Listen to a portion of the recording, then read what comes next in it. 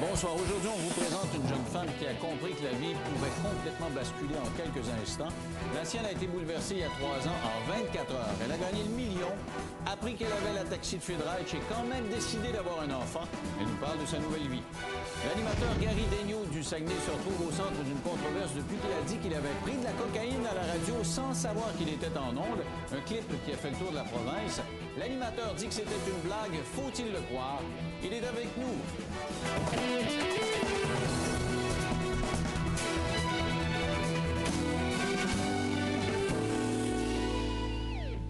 Alors, tout le monde connaît le vieil adage « Un jour à la fois d'où Jésus, vaut mieux vivre son 24 heures, un après à la suite de l'autre, parce qu'il peut survenir des changements très rapides. On ne sait pas ce qui nous pend au bout du nez. À chacun d'entre nous, il y a des surprises qui surviennent.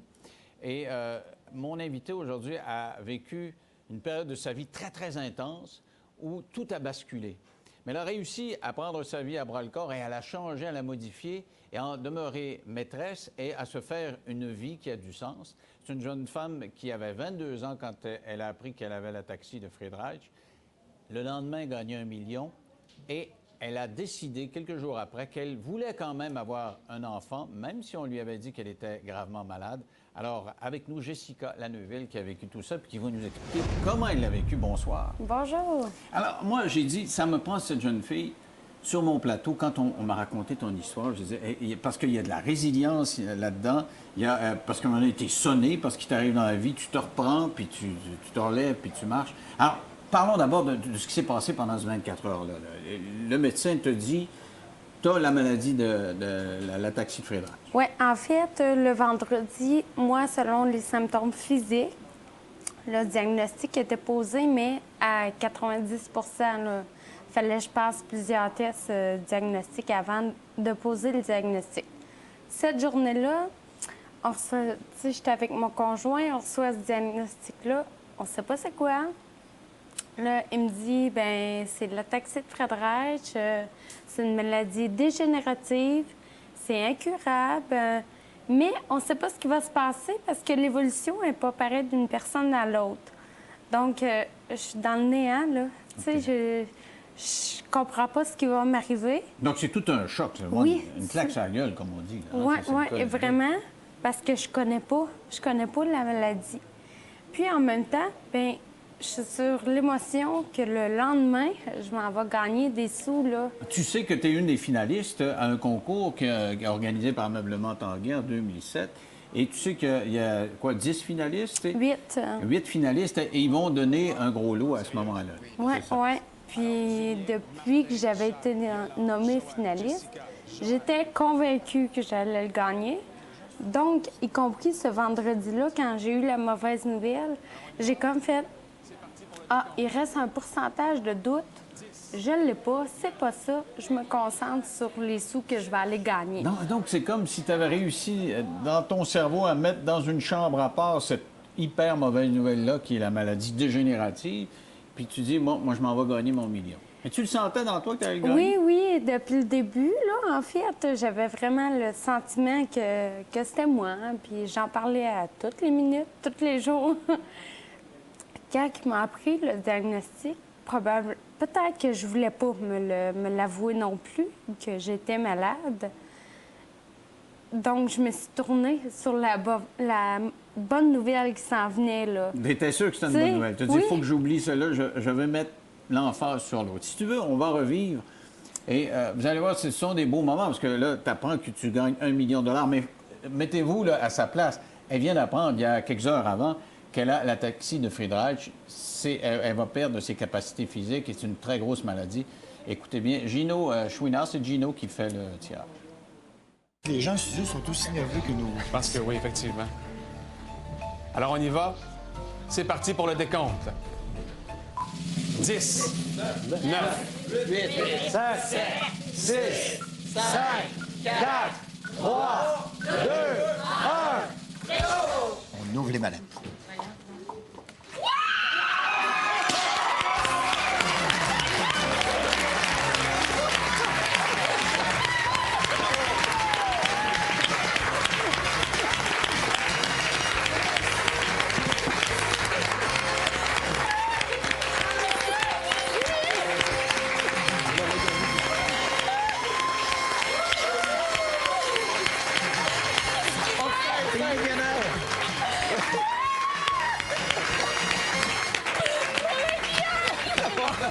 Bon maquillage. Bon maquillage.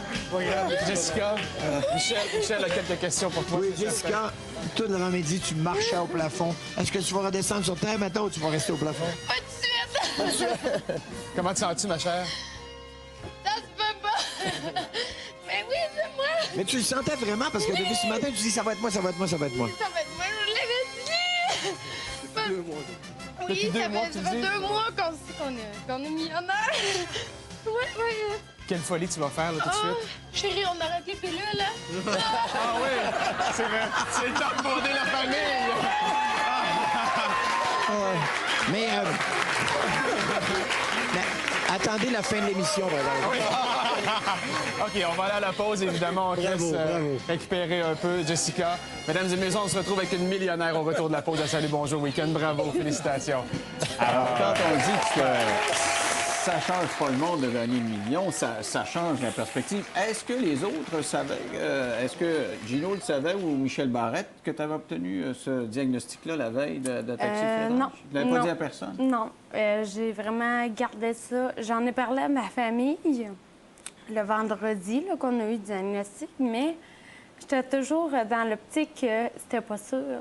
Donc, parce que moi, on m'avait diagnostiqué que mes tendons d'Achille étaient trop courts à l'âge de 12 ans. Donc, moi, j'étais restée avec cette optique-là. Non, c'est pas vrai, j'ai pas de maladie dégénérative. C'est mes tendons qui sont trop courts. Tu sais, ils vont trouver Oui, tu avais d'autres dit 90 de chance, mais tu avais trouvé une façon de raisonner pour dire non, c'est pas ça. Et C'est là, ça. tu pensais à ton million. Oui, oui. J'étais vraiment concentrée là-dessus. Puis, tu sais, à 22 ans, là, c'est beaucoup, là. Tu sais, on bâtissait une maison, c'était plein de projets. Puis là, avec les sous, tout allait se réaliser, là. Avec la maladie, je l'avais comme... Ça se peut pas, c'est pas moi, puis c'est pas ça. Et tu parles de fonder une famille tout de suite, là, sur le plateau. Tu dis, on veut des enfants. C'était dans ton plan de vie, là, c'était ce que tu voulais avoir. Oui, là. bien, moi, je voulais un toit sur ma tête, une sécurité financière, puis après, les enfants. Bon, on bâtissait la maison, je venais de gagner 1 million, on était rendu aux enfants. Là, tu étais prête. Là. Oui, c'est ça. Mais est-ce que tu avais envisagé quand même que la maladie pourrait t'empêcher d'avoir des enfants? Parce qu'ils te l'ont dit, ils te l'ont pas caché que c'était une très grave maladie. Ouais, C'est pas, ouais. c'est pas une petite maladie. Là. C'est ça, j'ai eu, après le tirage, j'ai eu plusieurs rencontres avec mon neurologue. Puis là, il m'a vraiment expliqué ce que ça impliquait par rapport justement aux enfants. Par contre, si mon chum n'était pas portant, il n'y avait aucun danger pour que mon enfant développe la maladie. OK, ça, tu l'as su après. Donc, quand Ouais. tu gagnes le million, tu le sais pas. Non. Que les dangers, tu n'es pas informé de ça. Et tu réussis à oublier ça. Mais ça change une vie. Là. On parlera du changement de vie que comporte, après ça, le fait d'être malade, puis après ça, le fait d'avoir un enfant, parce que tu as quand même eu un enfant, malgré tout. Alors, qu'est-ce que ça a changé dans ta vie de gagner 1 million? Parce que, tu sais, il y a les fameux slogans de loterie dont je parlais tantôt, ça change pas le monde, ça a dû changer quelque chose. Qu'est-ce que tu as fait avec ton million? Bien, en fait, c'est sûr que, tu sais, il n'y en a plus de problèmes financiers pour la maison, les autos, les loisirs. Tu sais, ça va bien, on a des sous. On n'a pas arrêté de travailler. Bien, la première semaine, oui, là. Mais après ça, on n'a pas arrêté de travailler. On continue à vivre. Puis cet argent-là, maintenant, tu sais, un coup que le diagnostic a été posé, bien, est placé mon argent. Je ne sais pas combien de temps je vais être capable de travailler encore. Tu vas être autonome, là, ouais. Tu sais, c'est ça. Je veux pas dépendre de mon conjoint, là. Tu sais, les sous qu'on a gagnés ensemble, ils vont être pour les jours plus difficiles, que j'irai pas travailler, que je serai pas capable. La fatigue, le physique, il ne suivra plus un jour, là, tu sais. Mais c'est pas drôle quand même à 25 ans de se dire... De penser à ça. De penser à ça, de Non. devoir penser que un jour, tu auras peut-être une chaise roulante ou des choses du genre. Là, Et donc, le million qui était au début, tu me dis, une espèce d'exutoire, c'est le fun, on fête, on voyage, etc., est devenu une police d'assurance. C'est comme Très si t'avais vite. Là, tu l'as plus dépensé. Tu as dit, on peut pas tout dépenser tout d'un coup. Là. Oui, très vite, là, c'est devenu une sécurité au lieu d'un plaisir, puis de... Parce que en juin, j'ai eu la confirmation que j'avais vraiment la toxicofrédrage. Mon conjoint a passé les tests en juillet, disant qu'il n'était pas porteur. Je suis tombée enceinte au mois de septembre. Donc, tu sais, ça m'a permis de dire, ben mon argent, c'est pour ma famille. OK. Tu sais, je peux pas en profiter puis la dépenser à gauche puis à droite. Ce que tu là. aurais peut-être eu tendance à faire, comme Oui. une jeune fille de 22 ans, là, si on t'avait pas dit t'es malade, je sais pas quoi, tu dis ah, on fait le tour du monde, je sais pas Oui, quoi, c'est mais ça. t'as pas réagi comme ça. Non, j'ai pas le choix. Alors, là, tu gagnes le million, là, ça tombe, tu vas revoir ton médecin, et là, on dit, OK, on te fait des tests plus serrés, tu l'as souligné, et la conclusion, c'est l'ataxie de Friedreich. L'ataxie de Friedreich, c'est une maladie qu'on a connue, ma génération, parce qu'il y avait Claude Saint-Jean, je ne sais pas si vous vous souvenez de Claude Saint-Jean, qui était souvent invité par, quand j'étais jeune, par Réal Giguère, qui a été de toutes les tribunes subséquemment. On l'avait condamné, on avait dit il va mourir très jeune, et pourtant il est mort, je pense, à 55 ou 56 ans. Et c'est un gars qui était très déterminé, et il a sensibilisé le Québec à cette maladie-là. Il a amassé de l'argent, il a créé sa fondation. Mais depuis son décès, on parle moins de ça. Mais lui-même s'est retrouvé dans une chaise roulante, a eu de la difficulté à s'exprimer, etc. Ils t'ont expliqué que ça allait être ça, là.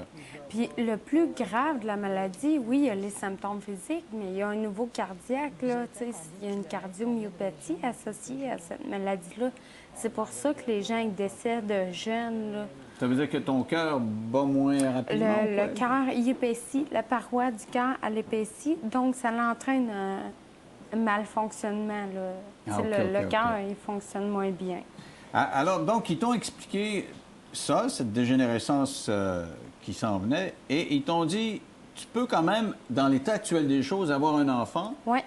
dans la mesure où ton chum n'est pas porteur du même gène. Parce que s'il avait été porteur du même gène, là, les risques que ton enfant sur deux. C'était 1 sur 2. Alors, les tests, ça a donné, c'était négatif? Oui, négatif pour mon conjoint. Puis mon neurologue, parce que moi, ma priorité dans la vie, c'était ça, la famille. Puis mon neurologue, il a dit, cette maladie-là, elle t'empêchera pas d'avoir une famille. Il était pour à 100 Il dit, il y a des gens atteints physiquement beaucoup plus que moi, puis qui réussissent à avoir des enfants, puis l'enfant ne manquera de rien. Ça t'a pas fait peur de dire, tout d'un coup, j'ai plus mon autonomie, puis je suis plus capable de m'en occuper? Ou est-ce que ça n'a pas fait peur à ton chum? Je vous dirais, ça m'a pas fait peur sur le coup jusqu'à temps que je sois enceinte. Quand j'étais enceinte, j'ai dit, oh non, comment je vais faire? Je ne serai pas capable de marcher avec elle dans les bras. Tu sais, là, les inquiétudes sont venues après. J'ai vraiment pas réfléchi à ça. Et est-ce que, dans le cas de la sclérose en plaques, on dit qu'avoir un enfant, ça peut précipiter l'arrivée de symptômes. Est-ce qu'on t'avait prévenu? Est-ce que c'est la même chose avec cette maladie? Non, en fait, vu que la dégénérescence n'est pas pareille d'une personne à l'autre, ils ne sont pas capables d'affirmer que c'est dû à une grossesse. Par contre, moi, après ma grossesse, ça l'a dégénéré. Mais j'étais beaucoup fatiguée, tu sais, je travaillais pas, donc j'étais moins active physiquement. Ça l'a dégénéré. Alors, il faut faire une pause du retour. Tu vas me parler justement de cette détermination d'avoir un enfant. Comment tu as réussi à organiser tout ça avec ton chum, les hésitations, parce que ça veut dire comme changement dans la vie, dans 3 minutes, là, tout de suite.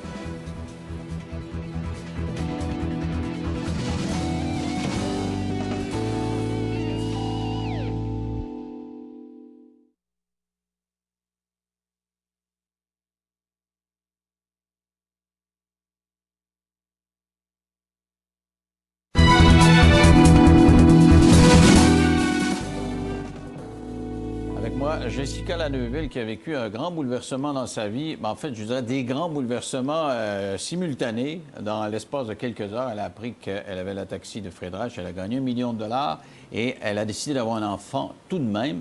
Et on est rendu justement dans la description de la progression de ta vie, rendu au moment où tu choisis d'avoir un enfant quand même. En dépit de ce qu'on te dit, tu dis, neurologue dit, OK, tu peux le faire, il n'y aura pas de problème.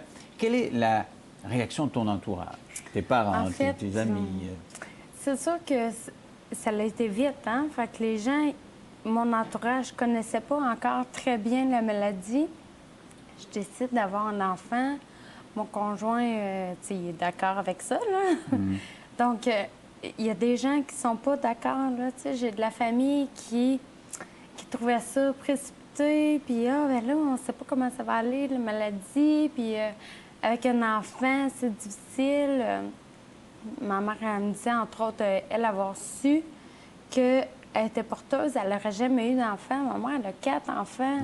Tu sais, Mais elle voulait dire, avoir su, quand j'étais jeune, qu'il y avait un risque, toi, tu Oui. naisses avec cette maladie-là, avoir su, je n'aurais pas fait d'enfant. Ouais. Et qu'est-ce que ça te faisait d'entendre ça? Bien, imaginez, moi, je l'ai, puis je passe par-dessus ça. Tu sais, je me dis, non, c'est pas vrai, je passerai pas à côté de... C'est une merveille, là. C'est la plus belle merveille du monde, là. Je l'ai vu, ma mère, avec ses 4 enfants, comment que était heureuse, puis comment qu'on lui apporte. Non, c'est pas vrai que j'allais passer à côté de ça. Est-ce que tu as été quand même déchiré? Parce que se faire dire Ouais. des avis contraires, tu sais, quand on prend une décision dans la vie, puis il y en a qui nous disent, oh, ça n'a pas grand bon sens, tu te dis, est-ce que je suis dans le champ ou pas? T'es-tu questionné Oui. pas mal? Oui, mais d'un côté, j'avais mon neurologue qui me disait, vas-y, vas-y, vas-y. La personne qui connaît le plus la maladie, c'est mon neurologue. C'est pas mon entourage. Mon entourage va s'y faire là, avec ma décision. Puis, tu sais, on a les enfants qu'on est capable d'avoir. Hein. Ma fille me comprend. Elle m'aide beaucoup. Elle a 2 ans, puis on dirait qu'elle en a 4. Tu sais, elle fait beaucoup de choses qu'un enfant de 2 ans ne ferait pas. En train de me dire qu'elle est plus autonome parce que moi, je vais avoir moins de capacité. Tu penses que c'est comme ça? Bien, je l'oblige, en quelque sorte. Il y a des choses Tu que la je suis pas capable. surprotèges moins, puis tu n'es pas capable de faire des Oui. choses, puis tu lui dis, fais-le, dans le fond. C'est ça, c'est ça. Pendant que tu étais enceinte, j'ai lu à quelque part dans le journal, là, dans le Nouvelliste, que tu accordais une entrevue, puis tu disais, quand j'étais enceinte, je lui parlais, puis je lui disais que j'avais cette maladie-là. Je lui disais, écoute, ta maman est malade, puis ça sera pas comme les autres. Tu crois vraiment à ça, que elle pouvait comprendre? Ou... Je pense que oui.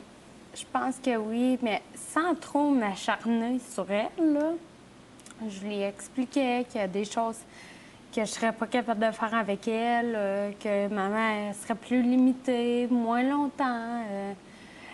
Tu sais, ma fille, je pourrais jamais y apprendre la marelle. Tu sais, je suis pas capable de sauter, là. Je pourrais jamais le faire avec elle, mais ses amis, ils vont le faire. Tu sais, elle manquera pas de rien pour ça, là. Elle comprend. Les enfants, des fois, ils piquent des crises, tu sais, pour que les parents les prennent dans les bras. J'ai vu ça souvent dans le centre d'achat, puis la maman ne voulait pas. Moi, ma fille, elle me l'a jamais demandé. Elle sait que je suis pas capable. Je suis sûre qu'elle sait.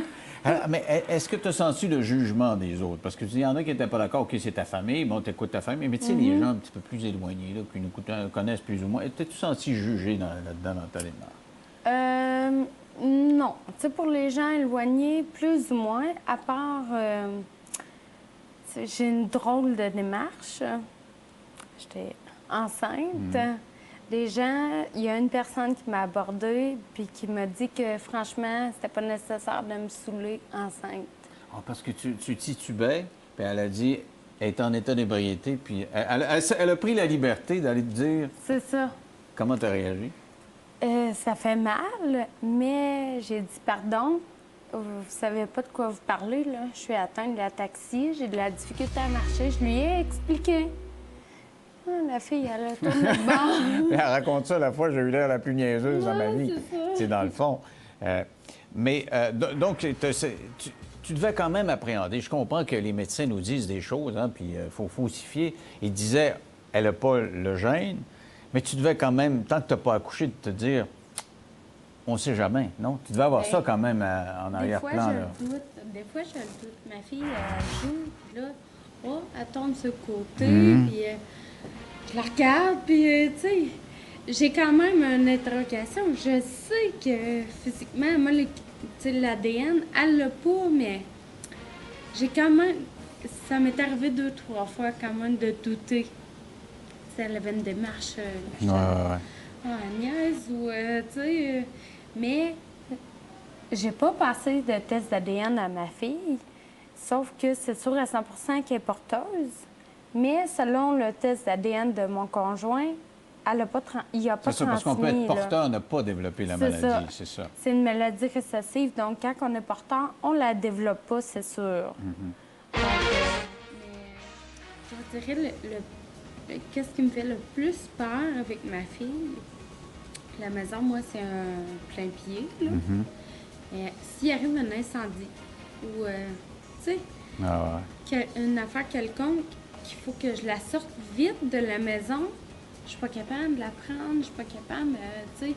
Le soir, j'arrive, si j'arrive trop tard, puis elle est fatiguée, elle s'est endormie dans l'auto, je suis obligée de la réveiller.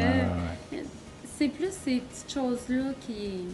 Et ton chum, lui, est-ce qu'il y a eu des hésitations? Parce qu'on le voit, quand tu gagnes le million, là, il tire dans ses bras, puis vous êtes heureux, vous gagnez le million. Puis la première chose que tu dis à Michel Barrette, tu dis, bon, ben écoute, on part la famille, puis c'était ça qui était choisi. Est-ce qu'il a eu des doutes? Est-ce que lui, il s'est pas dit, parce que là, on le voit là, sur ces images-là, tu sais, c'est l'émotion absolue, là, tu gagnes 1 million, bon, on part, on fait des enfants. Tu te rappelles à peine qu'ils t'ont dit la veille que tu avais le taxi de Fred Hatch, mais quelques jours après, là, quand ça retombe, est-ce que lui n'a pas eu tendance à dire, écoute, Jessica, peut-être qu'on devrait repenser à notre affaire, puis attendre. Est-ce qu'il n'y a pas eu cette tendance-là? Oui, puis jusqu'à temps que je tombe enceinte.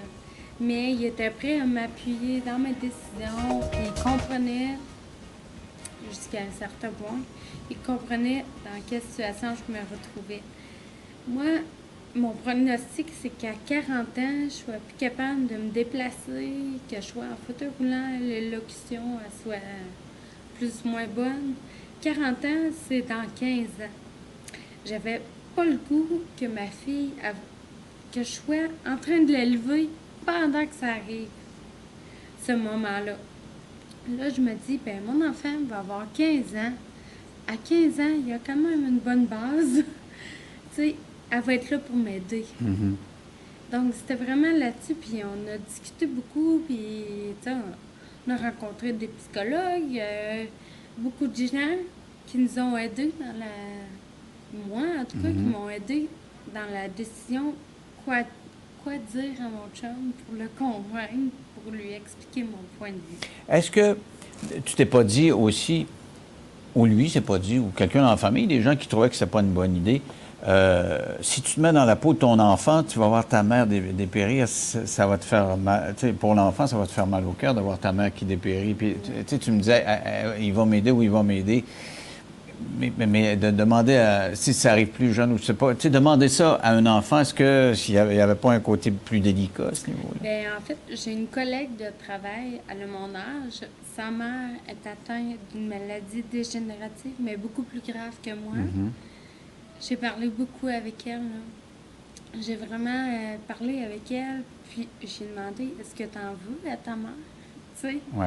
Je voulais savoir comment ma fille se sentirait, puis non, au contraire, là, les beaux moments qu'elle a eus avec sa mère, puis qu'elle a avec sa mère, les apprécie, là. C'est pas... non, il n'y a aucune rancune, il n'y a aucun... c'est ça, on réagit tout différemment, mais quand même, je suis pas inquiète là-dessus. Alors, si tu veux, Jessica, on va faire une pause, puis on va parler de comment tu anticipes ce qui s'en vient, parce qu'on a parlé de ce bouleversement dans ta vie, là, et là, comme je disais tantôt, tu as repris ton destin, tu as vraiment choisi, tu as pris des décisions, tu es conséquente avec ça. Comment tu vois l'avenir dans 3 minutes? À tout de suite.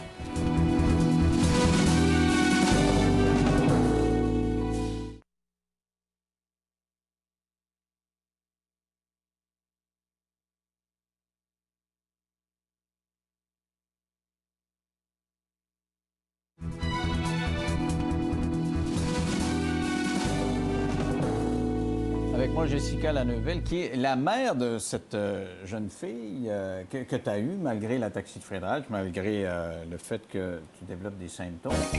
Elle a quel âge? 2 ans et 3 mois. Et elle a des yeux assez extraordinaires, hein? Des yeux bleus, un peu comme les tiens, dans le fond, les tiens sont bleus. Ceux de ton chum aussi? Oui, OK. oui. Tout le monde a les yeux bleus dans la famille.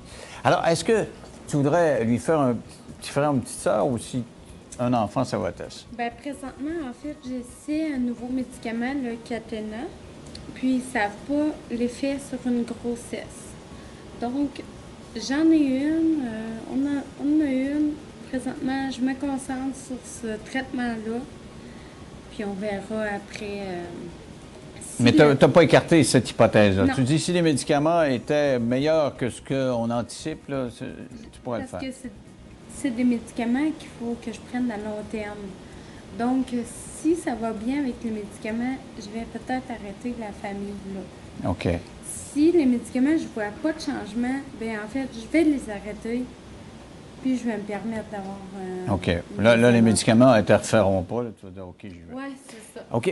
Parle-moi de, justement, la progression de ces médicaments-là. Dans le temps de Claude Saint-Jean, je disais tantôt, ses pronostics de vie, c'était minime, mais il a fondé une fondation qui a permis de stimuler la recherche et ils ont fait des découvertes. Donc, c'est un petit peu mieux comme pronostic parce qu'autrefois, on disait, tu vas mourir à 30 ans, je pense 32 ans, et là, l'espérance de vie, c'est plus long. Là. Comment ça se présente? Bien, en fait, le cathénal, c'est de l'ibédénone. Ça, en fait, ça l'agit, ça ralentit les symptômes. Donc, ça ne stoppe pas la maladie, mais ça l'agit beaucoup, beaucoup au niveau cardiaque. Donc, moi, je ne suis pas atteinte encore au niveau cardiaque, mais ceux qui le sont, ça les aide beaucoup. Le cœur est rétréci vraiment au lieu d'épaissir. Ah. Donc, c'est vraiment bénéfique pour eux. Pour les symptômes physiques, c'est plus ou moins sûr. Tu sais, comme moi, je le prends, mais c'est pas certain qu'il y ait du changement. Ça a commencé comment, là, toi, tes symptômes? Parce que tu dis, plus jeune, il m'avait diagnostiqué une histoire de talon d'Achille. Je sais pas, est-ce que tu penses que c'était lié plus à l'ataxie, ça, l'histoire des talons? Oh, oui, les hein? tendons d'Achille, oui. OK, oui, donc c'était- ils n'avaient pas juste allumé là-dessus, c'est ça? là. Non, c'est ça. Mais la maladie est peu connue, donc j'en veux pas. Il y en a juste 500 au Québec, j'ai vu à quelque part, c'est ça? OK. Diagnostiqué là, Ouais. avec le test d'ADN. Donc, moi, ça a commencé à 12 ans, les symptômes. J'avais de la misère à courir, sauter. Il y avait beaucoup de choses que je n'étais plus capable de faire. Je perdais l'équilibre un peu. Mais, tu sais, j'ai fait de la physiothérapie, j'ai vu le médecin, puis ils m'ont dit que c'est les tendons d'Achille. Que ça allait améliorer durant ma croissance. Mais ça n'a pas été le cas. Puis, à 21 ans, mon gynécologue... a Le dit- gynécologue, il l'a Oui. trouvé? il m'a dit, va voir un neurologue avant d'avoir des enfants. Parce que tu avais de la misère à marcher ou quoi Ouais, c'était? il voyait ma démarche, ma dextérité. Il soupçonnait autre chose que mes tendons d'Achille. Mais c'est là qu'ils t'ont confirmé ça. Ouais. Tu m'as dit, à partir du moment où j'ai accouché, il y a eu comme un changement de symptômes. Qu'est-ce qui a changé? Tu as eu plus de difficulté à marcher après coup ou quoi? Ben oui, j'ai beaucoup plus de perte d'équilibre, j'ai plus de difficultés dans les escaliers. Ça me prend absolument une rampe là, pour monter, même s'il y a juste 2 marches. Puis, mais, tu sais, j'ai eu le choc en 2007. Ma maladie, je ne l'accepterai jamais, mais en peu de temps, j'ai eu plein d'émotions. Il fallait que je gère tout ça. J'avais un enfant qui s'en venait. Moi, je pense que c'est normal. Je pense que l'espèce de stress très haut, la Ouais. grosse émotion, ça a comme Ouais. créé une poussée, si on veut, des symptômes. Oui, je suis sûre que c'est ça. Et l'élocution, là comment ça va? Là? Parce que ça va être un des symptômes. Tu vas avoir de la difficulté à t'exprimer. là. Ça me fait beaucoup peur. Ça me fait... moi, j'aime parler. Donc, c'est vraiment quelque chose que je vais avoir un deuil à faire, un gros deuil, plus que marcher. On n'est pas rendu là. Je commence à parler un petit peu plus tranquillement, mais il faut vraiment me connaître pour savoir que je parlais beaucoup plus vite avant. J'attends qu'on soit rendu là. Alors, quand je disais en introduction que ce que ça nous montre, parce que j'en ai beaucoup parlé ici, je parle beaucoup d'un peu pas beaucoup, un peu, ça va un peu contradictoire, mais je parle beaucoup de la façon de prendre la vie. J'essaie d'avoir des psychologues ou des philosophes, des coachs de vie de temps en temps qui viennent me parler de la façon, parce que ça va tellement vite dans notre société, les gens qui viennent nous conseiller là-dessus. Mais unanimement, dans le fond, la Bible dit la même chose. Je présume que le Coran aussi, il faut prendre une journée à la fois. Ce que tu as vécu il y a 3 ans, cette journée fatidique où tu as gagné le million, où on t'avait dit la veille que tu avais la taxi de Frédéric, puis où tu as décidé d'avoir un enfant, tu es pratiquement tombé enceinte pendant l'émission, tu as vu que ça pouvait basculer. Donc, tu le sais qu'il faut les vivre une journée à la fois. Est-ce que le fait d'avoir vécu ça, ça fait en sorte que tu te creuses moins la tête? On parlait de l'élocution, du fauteuil roulant, ces affaires-là. Tu réussis à pas y penser en te disant que il faut que je me raccorde à mon 24 heures à la fois? Pas tous les jours. Non, ça doit être dur. Je ne risque pas à tous les jours de mettre ça de côté. Il arrive tout le temps quelque chose pour me rappeler que j'ai la maladie. Je vais quand même bien, moralement, ça va très bien. Mais s'il y a une grande fatigue, puis que je m'enfarge, puis que je tombe, je vais pleurer pendant une dizaine de minutes. Tu sais, pourquoi moi? Pourquoi, tu sais? Je remets tout en question, mais je regarde ma fille, puis...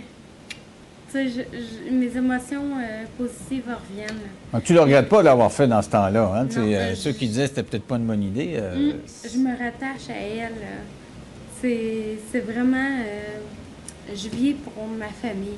Est-ce que tu te fâches des fois contre le bon Dieu, l'univers, ou je sais pas quoi? Est-ce que tu crois au bon Dieu? Ou... Oui. Est-ce que tu te fâches contre lui des fois? Oui. Ouais. Mais entre moi et ma sœur, je suis contente que c'est moi qui l'ai, la taxi. Pourquoi tu penses qu'elle n'aurait pas eu le moral pour faire face à ça? Je suis fonceuse, j'ai un bon côté positif, je suis capable de l'affronter. Je suis capable, j'ai les capacités. Je suis pas contente de l'avoir, la maladie, je l'aurais pas voulu, mais c'est moi, il faut que j'apprenne à vivre avec. C'est pas vrai que c'est la maladie qui va gérer ma vie. C'est c'est ma vie. Et est-ce que dans parce que tu disais tantôt on est 4, est-ce que dans chez les 3 autres, est-ce qu'ils ont eu des enfants, eux autres? Non, je suis la plus vieille. Est-ce qu'ils veulent quand même avoir des enfants? Parce Ouais. qu'ils sont porteurs, là, dans le fond. Ouais. Là, hein? Ils risquent d'être porteurs, en tout cas. Est-ce qu'ils vont faire des tests? Je veux dire, Ouais. on pense ça avec des pincettes à partir de ce moment-là. Ça va être leur décision à chacun, mais quand même, c'est fortement recommandé OK. s'ils ne veulent pas avoir des enfants à temps. Je parlais de Claude Saint-Jean. Tu es devenu un peu où tu veux, où tu vas aider, en tout cas, les gens à comprendre plus la maladie parce que tu as décidé de t'impliquer publiquement. Là. Je parlais de cette entrevue dans le Nouvelliste, c'est ça qui nous a alertés. Et donc, tu veux qu'on amasse des dons, hein, un peu comme autrefois, pour que la fondation de Claude Saint-Jean ne meure pas.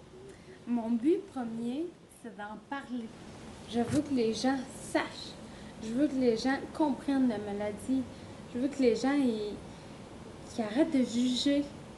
Tu sais, la personne qui m'a vue enceinte, que je marchais croche, si elle aurait déjà entendu parler de la taxi, elle m'aurait probablement abordé différemment. Faut que... Mon but, c'est d'en parler. Claude Saint-Jean, il a fait un travail extraordinaire. Il est décédé en 2006. Moi, quand j'ai appris la maladie en 2007, je n'avais jamais entendu parler. Aujourd'hui, j'ai besoin que les gens se raccrochent à moi. J'ai besoin que les gens disent « J'ai de la misère avec ma maladie. » Bien, ah oui, j'ai vu Jessica, je pourrais lui en parler. Oui, ça va me faire plaisir de vous écouter et de vous aider à passer au travers de C'est bien ça. parce qu'effectivement, ça devient plus une maladie orpheline, on appelle ça des maladies orphelines. Dis-moi, est-ce que tu travailles là actuellement? Oui, je travaille. Tu fais quoi dans la vie? Je suis archiviste médicale. Et tu peux donc faire ta fonction quand même. Oui. Écoute, Jessica, ça a été très intéressant de t'avoir. Le temps a passé très vite. Et quand je disais au début de l'émission, je disais, on va parler de maladie. En principe, c'est pas drôle, mais restez là parce que c'est quelque chose d'extraordinaire. On parle à quelqu'un qui fait preuve d'une belle résilience et qui a pris son destin à deux mains, même s'il n'était pas facile. Merci beaucoup. Merci. Bonne chance. Restez là. Au retour, on va parler avec un animateur de radio du Saguenay qui est sur la sellette. On vous en a parlé hier. Bien, aujourd'hui, il monte aux barricades, il vient se défendre. Il a dit en ondes, sans savoir qu'il était en ondes, qu'il avait pris de la drogue, de la cocaïne. Il dit c'était une blague. Faut-il le croire? Il est avec nous. Bonne soirée.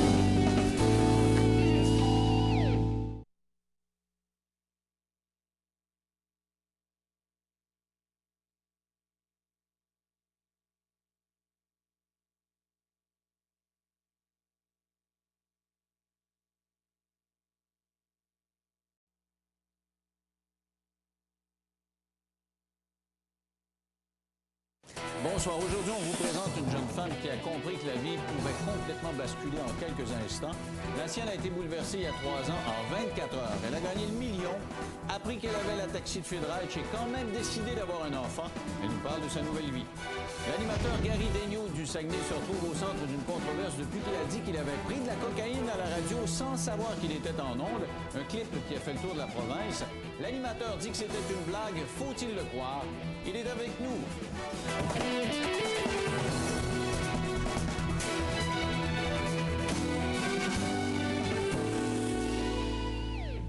Alors, tout le monde connaît le vieil adage « Un jour à la fois d'où Jésus, vaut mieux vivre son 24 heures, un après, à la suite de l'autre, parce qu'il peut survenir des changements très rapides. On ne sait pas ce qui nous pend au bout du nez. À chacun d'entre nous, il y a des surprises qui surviennent.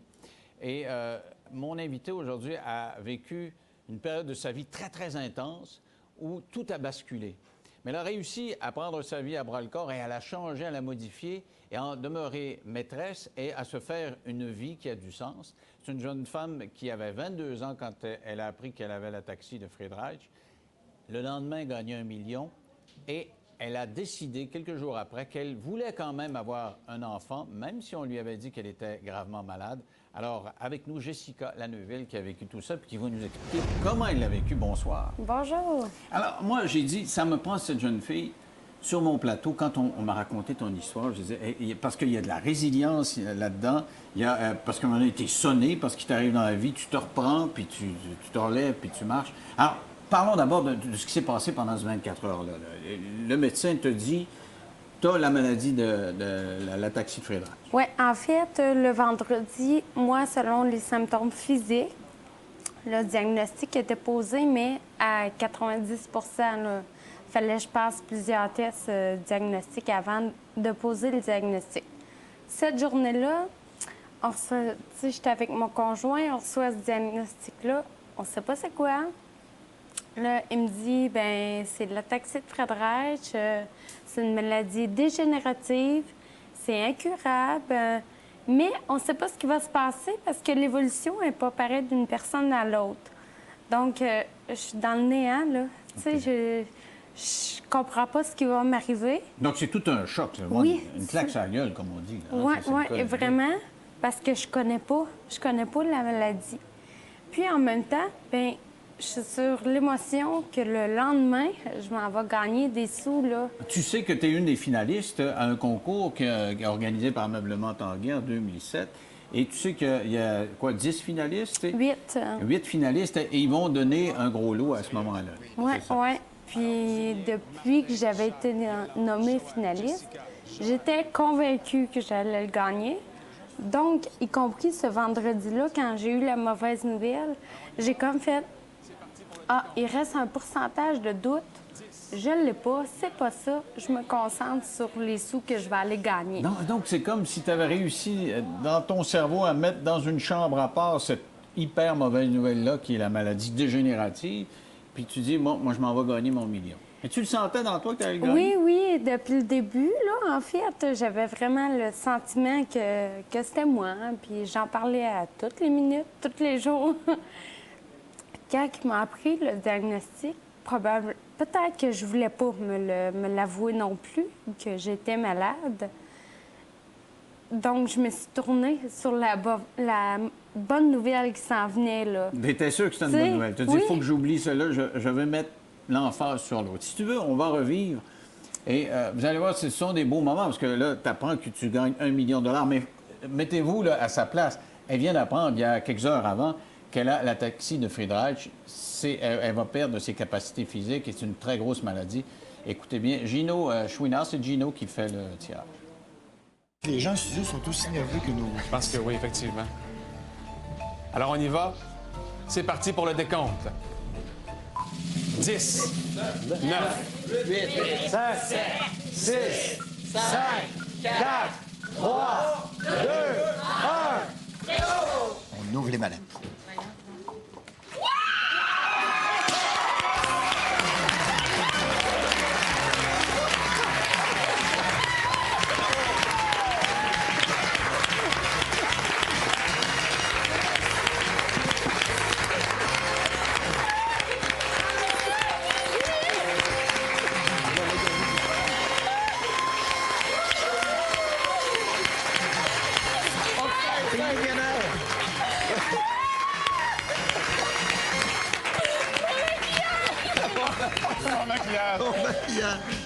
Jessica, Michel a quelques questions pour toi. Oui, Jessica, toi, dans l'avant-midi, tu marchais au plafond. Est-ce que tu vas redescendre sur terre maintenant ou tu vas rester au plafond? Pas de suite!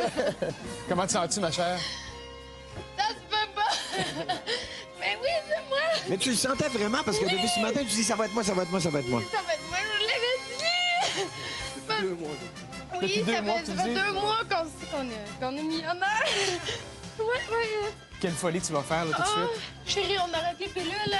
Ah oui, c'est vrai. C'est le temps de fonder la famille. Mais, mais attendez la fin de l'émission, par exemple. OK, on va aller à la pause, évidemment. On te Bravo, laisse bravo. récupérer un peu, Jessica. Mesdames et messieurs, on se retrouve avec une millionnaire au retour de la pause à Salut Bonjour Week-end. Bravo, félicitations. Alors, quand on dit que ça change pas le monde de gagner le million, ça change la perspective. Est-ce que les autres savaient, est-ce que Gino le savait ou Michel Barrette que tu avais obtenu ce diagnostic-là la veille de ta petite fille? Non. Tu l'avais pas Non. dit à personne? Non, j'ai vraiment gardé ça. J'en ai parlé à ma famille le vendredi là, qu'on a eu le diagnostic, mais j'étais toujours dans l'optique que c'était pas sûr. Donc, parce que moi, on m'avait diagnostiqué que mes tendons d'Achille étaient trop courts à l'âge de 12 ans. Donc, moi, j'étais restée avec cette optique-là. Non, c'est pas vrai, j'ai pas de maladie dégénérative. C'est mes tendons qui sont trop courts. Tu sais, ils vont trouver Oui, tu avais dit d'autres choses. 90 de chance, mais tu avais trouvé une façon de raisonner pour dire non, c'est pas ça. Et C'est là, ça. tu pensais à ton million. Oui. J'étais vraiment concentrée là-dessus. Puis, tu sais, à 22 ans, là, c'est beaucoup, là. Tu sais, on bâtissait une maison, c'était plein de projets. Puis là, avec les sous, tout allait se réaliser, là. Avec la maladie, je l'avais comme... Ça se peut pas, c'est pas moi, puis c'est pas ça. Et tu parles de fonder une famille tout de suite, là, sur le plateau. Tu dis, on veut des enfants. C'était dans ton plan de vie, là, c'était ce que tu voulais avoir. Oui, là. bien, moi, je voulais un toit sur ma tête, une sécurité financière, puis après, les enfants. Bon, on bâtit la maison, je venais de gagner 1 million, on était rendu aux enfants. Là, tu étais prête. Là. Oui, c'est ça. Mais est-ce que tu avais envisagé quand même que la maladie pourrait t'empêcher d'avoir des enfants? Parce qu'ils te l'ont dit, ils te l'ont pas caché que c'était une très grave maladie. Ouais, C'est pas, ouais. c'est pas une petite maladie. Là. C'est sûr, j'ai eu, après le tirage, j'ai eu plusieurs rencontres avec mon neurologue. Puis là, il m'a vraiment expliqué ce que ça impliquait par rapport justement aux enfants. Par contre, si mon chum n'était pas portant, il n'y avait aucun danger pour que mon enfant développe la maladie. OK, ça, tu l'as su après. Donc, quand Ouais. tu gagnes le million, tu le sais pas. Non. Que les dangers, tu n'es pas informé de ça. Et tu réussis à oublier ça. Mais ça change une vie. Là. On parlera du changement de vie que comporte, après ça, le fait d'être malade, puis après ça, le fait d'avoir un enfant, parce que tu as quand même eu un enfant, malgré tout. Alors, qu'est-ce que ça a changé dans ta vie de gagner 1 million? Parce que, tu sais, il y a les fameux slogans de loterie dont je parlais tantôt, ça change pas le monde, ça a dû changer quelque chose. Qu'est-ce que tu as fait avec ton million? Bien, en fait, c'est sûr que, tu sais, il n'y en a plus de problèmes financiers pour la maison, les autos, les loisirs. Tu sais, ça va bien, on a des sous. On n'a pas arrêté de travailler. Bien, la première semaine, oui, là. Mais après ça, on n'a pas arrêté de travailler. On continue à vivre. Puis cet argent-là, maintenant, tu sais, un coup que le diagnostic a été posé, bien, est placé mon argent. Je ne sais pas combien de temps je vais être capable de travailler encore. Tu vas être autonome, là, ouais. Tu sais, c'est ça. Je veux pas dépendre de mon conjoint, là. Tu sais, les sous qu'on a gagnés ensemble, ils vont être pour les jours plus difficiles, que j'irai pas travailler, que je serai pas capable. La fatigue, le physique, il ne suivra plus un jour, là, tu sais. Mais c'est pas drôle quand même à 25 ans de se dire... De penser à ça. De penser à ça, de Non. devoir penser que un jour, tu auras peut-être une chaise roulante ou des choses du genre. Là, tu sais. Et donc, le million qui était au début, tu me dis, une espèce d'exutoire, c'est le fun, on fête, on voyage, etc., est devenu une police d'assurance. C'est comme Très si t'avais vite. Là, tu l'as pu dépenser. À un moment donné, tu as dit, on peut pas tout dépenser tout d'un coup. là. Oui, très vite, là, c'est devenu une sécurité au lieu d'un plaisir, puis de... Parce que en juin, j'ai eu la confirmation que j'avais vraiment la toxicofrédrage. Mon conjoint a passé les tests en juillet, disant qu'il n'était pas porteur. Je suis tombée enceinte au mois de septembre. Donc, tu sais, ça m'a permis de dire, ben mon argent, c'est pour ma famille. OK. Tu sais, je peux pas en profiter puis la dépenser à gauche puis à droite. Ce que tu là. aurais peut-être eu tendance à faire, comme Oui. une jeune fille de 22 ans, là, si on t'avait pas dit t'es malade, je sais pas quoi, tu dis ah, on fait le tour du monde, je sais Oui, pas quoi, c'est mais sûr. t'as pas réagi comme ça. Non, j'ai pas eu le choix. Alors, là, tu gagnes le million, là, ça tombe, tu vas revoir ton médecin, et là, on dit, OK, on te fait des tests plus serrés, tu l'as souligné, et la conclusion, c'est l'ataxie de Friedreich. L'ataxie de Friedreich, c'est une maladie qu'on a connue, ma génération, parce qu'il y avait Claude Saint-Jean, je ne sais pas si vous vous souvenez de Claude Saint-Jean, qui était souvent invité par, quand j'étais jeune, par Réal Giguère, qui a été de toutes les tribunes subséquemment. On l'avait condamné, on avait dit qu'il va mourir très jeune, et pourtant, il est mort, je pense, à 55 ou 56 ans. Et c'est un gars qui était très déterminé, et il a sensibilisé le Québec à cette maladie-là. Il a amassé de l'argent, il a créé sa fondation. Mais depuis son décès, on parle moins de ça. Mais lui-même s'est retrouvé dans une chaise roulante, a eu de la difficulté à s'exprimer, etc. Ils t'ont expliqué que ça allait être ça, là. Puis le plus grave de la maladie, oui, il y a les symptômes physiques, mais il y a un niveau cardiaque, là, tu sais, il y a une cardiomyopathie associée à cette maladie-là. C'est pour ça que les gens ils décèdent jeunes, là. Ça veut dire que ton cœur bat moins rapidement? Le cœur, il épaissit, la paroi du cœur, elle épaissit, donc ça l'entraîne un malfonctionnement, là. Le cœur, il fonctionne moins bien. Alors, donc, ils t'ont expliqué ça, cette dégénérescence qui s'en venait, et ils t'ont dit, tu peux quand même, dans l'état actuel des choses, avoir un enfant. Oui. Dans la mesure où ton chum n'est pas porteur du même gène, parce que s'il avait été porteur du même gène, là, les risques que ton enfant ait ça, c'était 1 sur 2. Alors, les tests, ça a donné, c'était négatif? Oui, négatif pour mon conjoint, puis mon neurologue, parce que moi, ma priorité dans la vie, c'était ça, la famille. Puis mon neurologue, il a dit, cette maladie-là, elle ne t'empêchera pas d'avoir une famille. Il était pour à 100 %. Il dit, il y a des gens atteints physiquement beaucoup plus que moi, puis qui réussissent à avoir des enfants, puis l'enfant ne manquera de rien. Ça t'a pas fait peur de dire, tout d'un coup, j'ai plus mon autonomie, puis je suis plus capable de m'en occuper? Ou est-ce que ça n'a pas fait peur à ton chum? Je vous dirais, ça m'a pas fait peur sur le coup jusqu'à temps que je sois enceinte. Quand j'étais enceinte, j'ai dit, oh non, comment je vais faire? Je ne serai pas capable de marcher avec elle dans les bras. Tu sais, là, les inquiétudes sont venues après. J'ai vraiment pas réfléchi à ça. Et est-ce que, dans le cas de la sclérose en plaques, on dit qu'avoir un enfant, ça peut précipiter l'arrivée de symptômes. Est-ce qu'on t'avait prévenu? Est-ce que c'est la même chose avec cette maladie? Non, en fait, vu que la dégénérescence n'est pas pareille d'une personne à l'autre, ils ne sont pas capables d'affirmer que c'est dû à une grossesse. Par contre, moi, après ma grossesse, ça l'a dégénéré. Mais j'étais beaucoup fatiguée, tu sais, je travaillais pas, donc j'étais moins active physiquement. Ça l'a dégénéré. Alors, sinon, il faut faire une pause du retour. Tu vas me parler justement de cette détermination d'avoir un enfant. Comment tu as réussi à organiser tout ça avec ton chum, les hésitations, parce que ça veut dire comme changement dans la vie, dans 3 minutes. À tout de suite.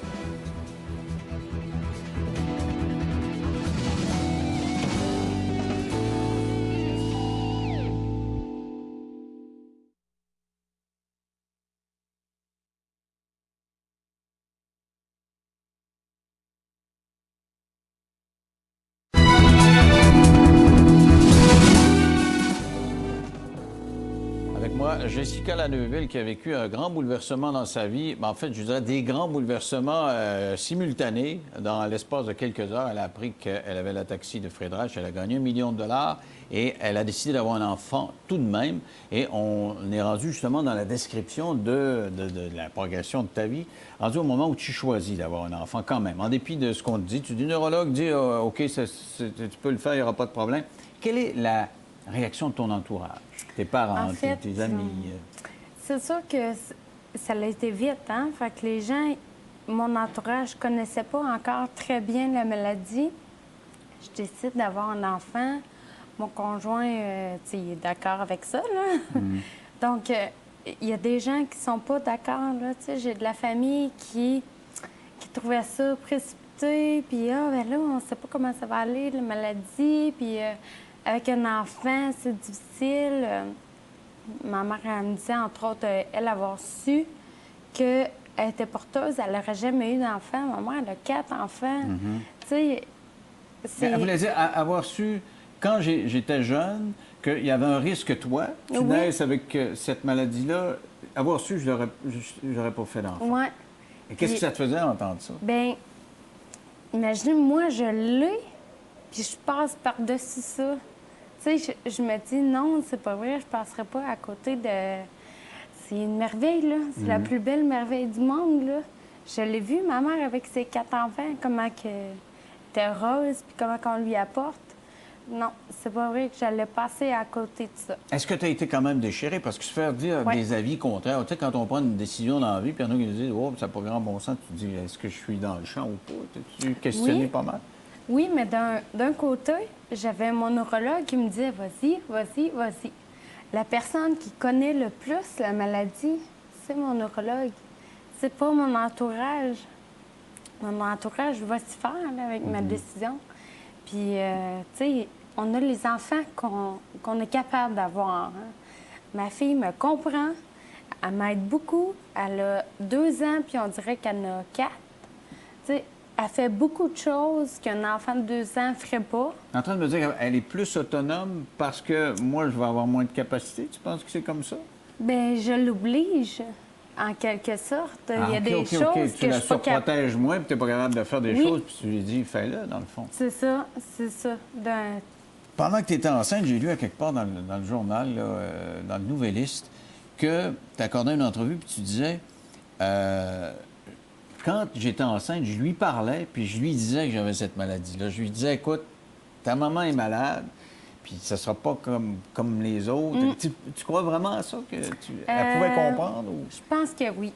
Je pense que oui, mais sans trop m'acharner sur elle, là, je lui expliquais qu'il y a des choses que je serais pas capable de faire avec elle, que ma mère serait plus limitée, moins longtemps.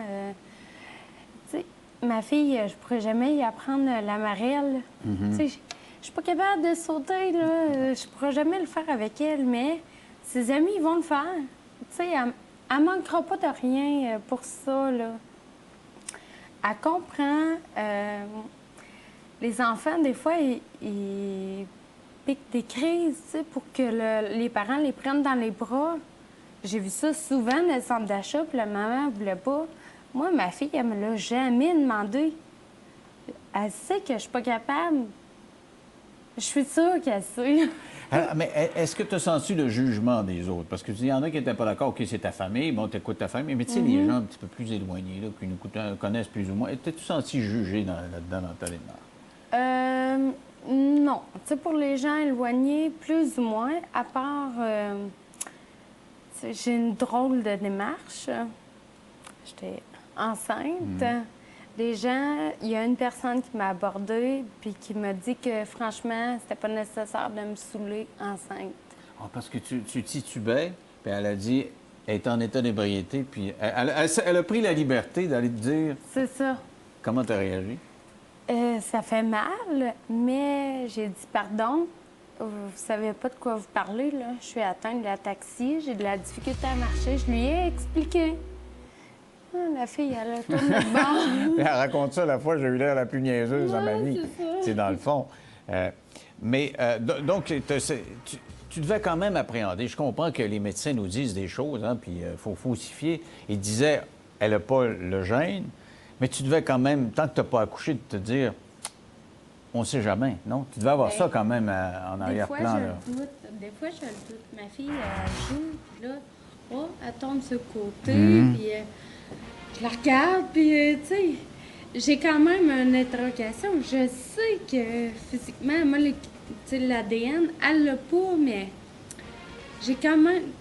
Ça m'est arrivé 2-3 fois quand même de douter. Tu sais, elle avait une démarche...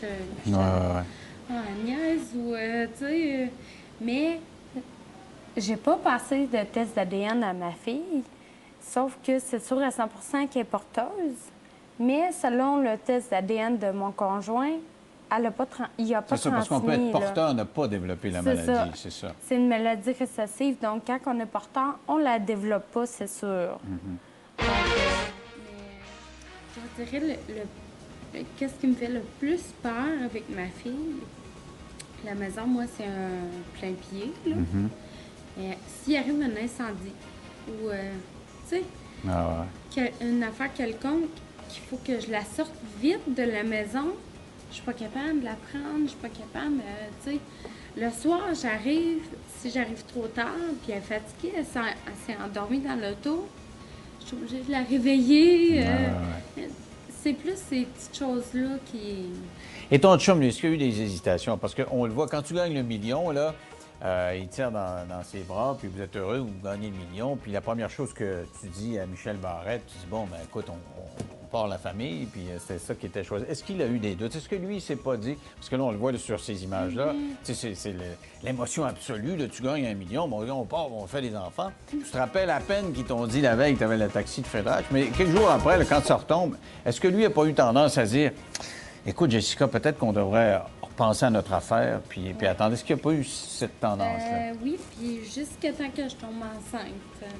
Mais il était prêt à m'appuyer dans mes décisions, puis il comprenait, jusqu'à un certain point, il comprenait dans quelle situation je me retrouvais. Moi, mon pronostic, c'est qu'à 40 ans, je sois plus capable de me déplacer, que je sois en fauteuil roulant, l'élocution soit plus ou moins bonne. 40 ans, c'est dans 15 ans. J'avais pas le goût que ma fille, que je sois en train de l'élever pendant que ça arrive, ce moment-là. Là, je me dis, ben mon enfant va avoir 15 ans. À 15 ans, il y a quand même une bonne base. Tu sais, elle va être là pour m'aider.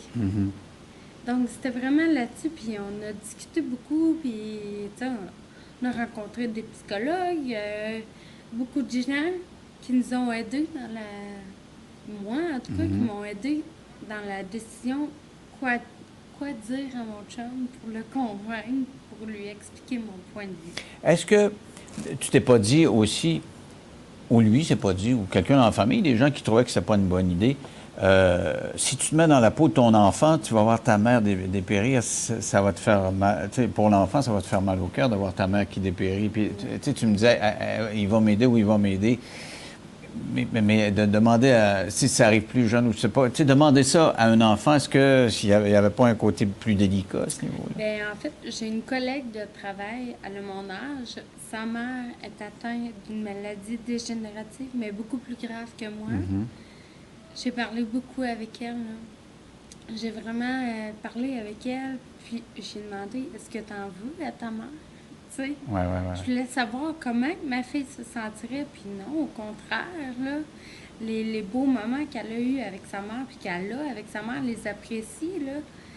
C'est pas... Non, il n'y a aucune rancune, il n'y a aucun...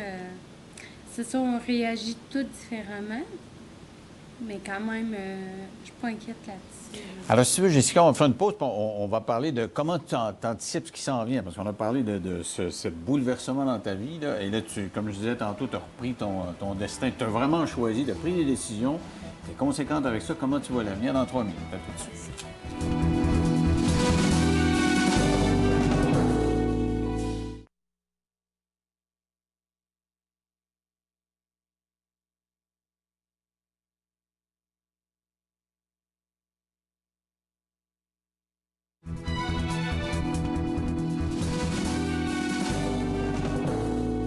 Avec moi, Jessica Laneuville, qui est la mère de cette jeune fille que tu as eue, malgré la taxi de Fred Hatch, malgré le fait que tu développes des symptômes.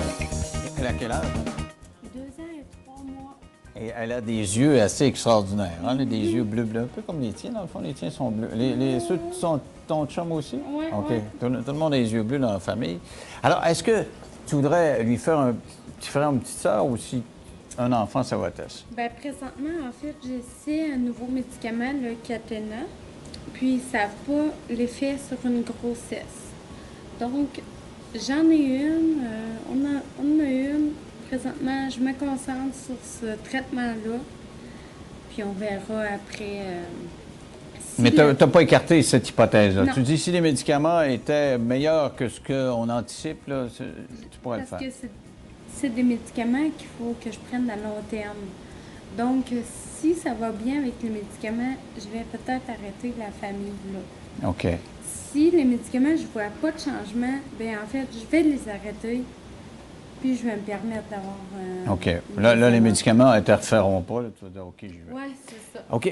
Parle-moi de, justement, la progression de ces médicaments-là. Dans le temps de Claude Saint-Jean, je disais tantôt, ses pronostics de vie, c'était minime, mais il a fondé une fondation qui a permis de stimuler la recherche et ils ont fait des découvertes. Donc, c'est un petit peu mieux comme pronostic parce qu'autrefois, on disait, tu vas mourir à 30 ans, je pense 32 ans, et là, l'espérance de vie, c'est plus long. Là. Comment ça se présente? Bien, en fait, le cathénal, c'est de l'ibédénone. Ça, en fait, ça l'agit, ça ralentit les symptômes. Donc, ça ne stoppe pas la maladie, mais ça l'agit beaucoup, beaucoup au niveau cardiaque. Donc, moi, je ne suis pas atteinte encore au niveau cardiaque, mais ceux qui le sont, ça les aide beaucoup. Le cœur est rétréci vraiment au lieu d'épaissir. Ah. Donc, c'est vraiment bénéfique pour eux.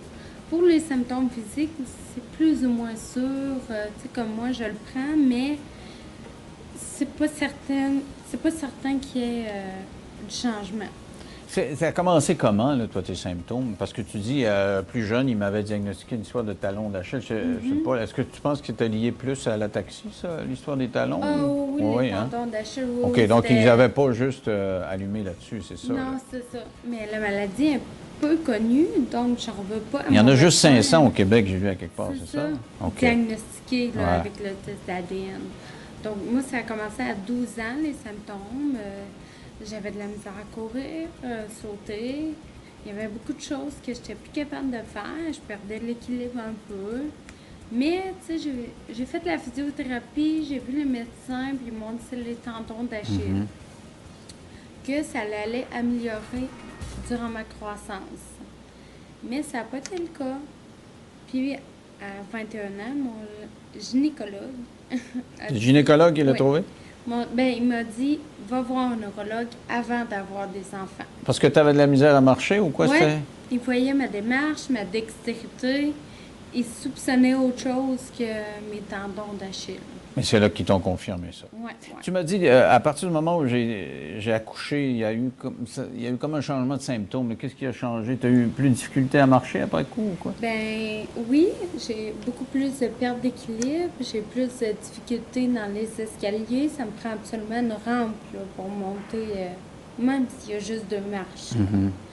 Puis, mais, tu sais, j'ai eu le choc en 2007. Ma maladie, je ne l'accepterai jamais, mais en peu de temps, j'ai eu plein d'émotions. Il fallait que je gère tout ça. J'avais un enfant qui s'en venait.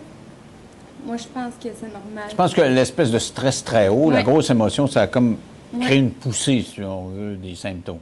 Oui, je suis sûre que c'est ça. Et l'élocution, là comment ça va? Là? Parce que ça va être un des symptômes, tu vas avoir de la difficulté à t'exprimer. Ça me fait beaucoup peur. Ça me fait... Moi, j'aime parler. Donc, c'est vraiment quelque chose que je vais avoir un deuil à faire, un gros deuil, plus que marcher. On n'est pas rendu là. Je commence à parler un petit peu plus tranquillement, mais il faut vraiment me connaître pour savoir que je parlais beaucoup plus vite avant. J'attends qu'on soit rendu là. Alors, quand je disais en introduction que ce que ça nous montre, parce que j'en ai beaucoup parlé ici, je parle beaucoup d'un peu pas beaucoup, un peu, ça va un peu contradictoire, mais je parle beaucoup de la façon de prendre la vie. J'essaie d'avoir des psychologues ou des philosophes, des coachs de vie de temps en temps qui viennent me parler de la façon, parce que ça va tellement vite dans notre société, des gens qui viennent nous conseiller là-dessus. Mais unanimement, dans le fond, la Bible dit la même chose. Je présume que le Coran aussi, il faut prendre une journée à la fois. Ce que tu as vécu il y a 3 ans, cette journée fatidique où tu as gagné le million, où on t'avait dit la veille que tu avais l'ataxie de Fred Reich, puis où tu as décidé d'avoir un enfant, tu es pratiquement tombé enceinte pendant l'émission, tu as vu que ça pouvait basculer. Donc, tu le sais qu'il faut les vivre une journée à la fois. Est-ce que le fait d'avoir vécu ça, ça fait en sorte que tu te creuses moins la tête? On parlait de l'élocution, du fauteuil roulant, ces affaires-là. Tu réussis à pas y penser en te disant que il faut que je me raccorde à mon 24 heures à la fois? Pas tous les jours. Non, ça doit être dur, toi. Je ne risque pas à tous les jours de mettre ça de côté. Il arrive tout le temps quelque chose pour me rappeler que j'ai la maladie. Je vais quand même bien, moralement, ça va très bien. Mais s'il y a une grande fatigue, puis que je m'en fâche, puis que je tombe, je vais pleurer pendant une dizaine de minutes. Tu sais, pourquoi moi? Pourquoi, tu sais? Je remets tout en question, mais je regarde ma fille, puis, tu sais, mes émotions positives reviennent. Donc, tu ne le regrettes pas d'avoir fait dans ce temps-là, hein? Non, Ceux qui disaient que c'était peut-être pas une bonne idée. Je me rattache à elle. C'est vraiment... je vis pour ma famille. Est-ce que tu te fâches des fois contre le bon Dieu, l'univers, ou je sais pas quoi? Est-ce que tu crois au bon Dieu? Ou... Oui. Est-ce que tu te fâches contre lui des fois? Oui. Ouais.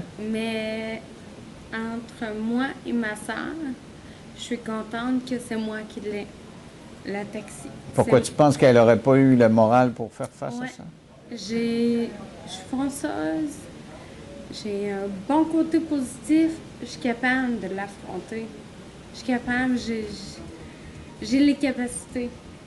Je suis pas contente de l'avoir, la maladie. Je l'aurais pas voulu. Mais c'est moi, il faut que j'apprenne à vivre avec.